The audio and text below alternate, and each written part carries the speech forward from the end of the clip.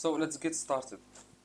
We have here data of trending of values of action of in the stock market of companies called, it's a bank called Bank of Africa. It's a Moroccan bank. So for us, we took every trimesters and we took a sampling of 10. For example, January, February, March 2018. We took a sampling of values of action, 10 of them. Until January 2023, which means we took samplings of January, February, and March, just to know how I collected it. So here we have the mean of every one of them. Okay, so the mean, everyone know the mean is most obvious one. It's the average. We take here the mean.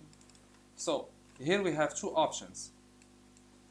We can select the data, all the data right here, or we select the data or right here. We get the same value. We select the easiest one right here.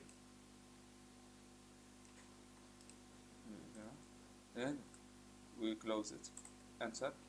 So that means in all data collected from the sampling from January 2018 to trimester of January 2023, the average price of action of the Bank of Africa, it's 176.18.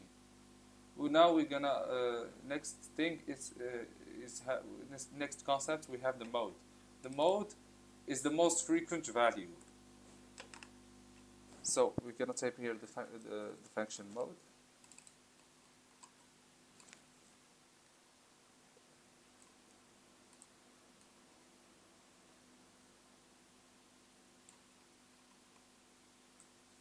We can accept.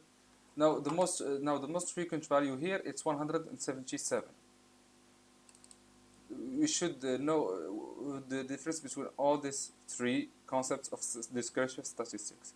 The median is the value which 50% have values lesser than that value, and 50% have a value greater than. Okay. Now we're gonna type here the median.